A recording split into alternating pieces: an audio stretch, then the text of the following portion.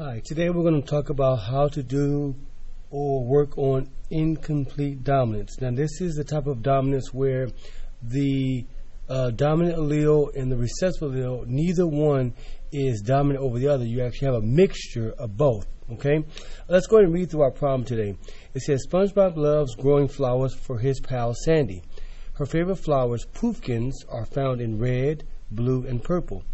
Use the information provided and your knowledge of incomplete dominance to complete each section below. Okay, now remember, with incomplete dominance, you're going to find that you're going to have three possible phenotypes: red, blue, and purple in this case here. Okay, now let's go and read number one. Write the correct genotype for each color if R represents red, so R represents red, and big B represents blue. Okay, now don't forget, for each genotype or phenotype, you need two alleles. That's two letters. All right. So for red, we're going to say two capital R's because that's what they told us. Blue, two capital B's, and then purple, which is our third phenotype, because of the mixture of the red and blue, you get purple. We're going to say RB. Okay. All right. So let's go ahead and do our first problem, which is number 2. All right. Let me scroll out a little bit. All right. It says, what would happen if SpongeBob crossed a pumpkin with red flowers with a pumpkin with blue flowers?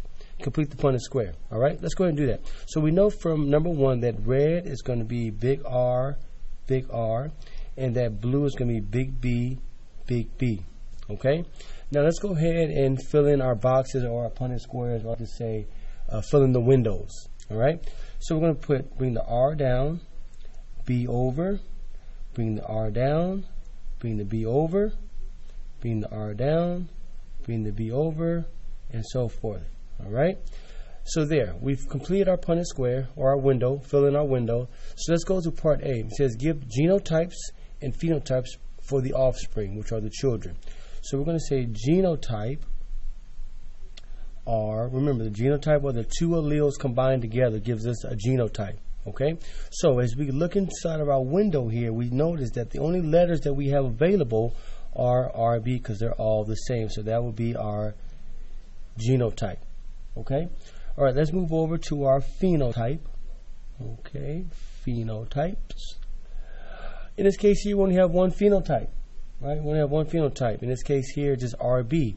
So if we look at this, if I looked inside this window, I would see purple because we know that RB is purple. All right, let's go to part B. How many plants would have red flowers? Well, remember, the only way you can have red is to have two capital R's at the top here. Okay, as you can tell, if you look in the window here, we see 0 red flowers, so we're going to put a 0%. Okay, now part C says how many of the plants would have purple flowers? Remember, purple is RB, as you can tell, all 4. So 4 out of 4, which is 100%. Okay? All right? How many of the plants would have blue flowers? And there are no capital B's because BB gives us purple. So we go 0%. Okay? That's how you do number 2. All right? Let's move over to number 3 now. Let's move over to number 3. All right? It says, what would happen if SpongeBob crossed two pumpkins with purple flowers? Complete the Punnett Square to show the probability for each flower color. All right? So we're talking about purple flowers. If we go back to our key at the top for number 1, we notice that purple is RB. Right? We have 2 flowers that are RB. All right? So let's go ahead and set up our Punnett Square like so. RB, RB. Okay. All right. Let's go ahead and fill in the box or fill in the windows of our Punnett Square. All right. We have RR.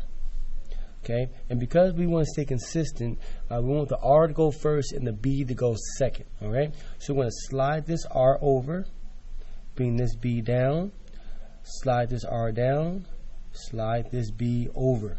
All right. And now we have 2 capital B's there, and there is our Punnett Square filled in. Okay, so now let's go ahead and do part A. It says give the genotypes. Remember, genotypes are the letters or the alleles, 2 alleles that give us our genotypes. Okay, Now see what let's look inside of our little window here, all right?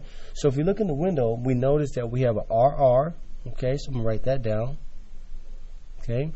I also notice that I have a RB, but because I have two of them, I only write it once, RB, okay? And last but not least, we have our capital B's, BB there, and those are our genotypes, okay? All right, so let's go over to phenotypes. Okay, now if you remember from our notes or from your notes that phenotypes is what you physically can see. So if you looked at a person, you can see their phenotype, what they look like. So if I look inside these windows, what would I see? Well, I would see two big R's, which is red. Okay. I would also see RB, which is purple.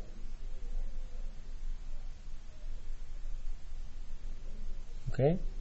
And I will also see two capital B's, which are blue. Okay, which is blue. All right. So let's go ahead and fill in our problems here, our questions. How many of the plants would have red flowers? Red flowers. So as you can tell, I only have one red flower because the only way it can be red is you have two capital R's. That would be red. So this is the only one that's red. So 1 out of 4 gives us 25%. Okay? All right, let's do part C. How many of the plants would have purple flowers? Purple flowers. Remember, purple flowers are a mixture of red and blue. So we're going to look at red and blue. So we have 2 out of 4. 2 out of 4 gives us 50%. All right? And last but not least, let's do part D. How many of the plants would have blue flowers? Blue would be big B. And we have 1 out of 4, which gives us 25%. Okay, and there you have it. There is your incomplete dominance worksheet we've just completed. Hope you do exceptionally well on the rest of the problems. Remember, incomplete dominance is a mixture of 2 different traits mixed together very well, and neither of those are going to be dominant. It's incomplete dominance. Okay, and with incomplete dominance, you always will have 3 phenotypes as opposed to 2. Okay, look forward to hearing from you and have a good time working on your incomplete dominance worksheet.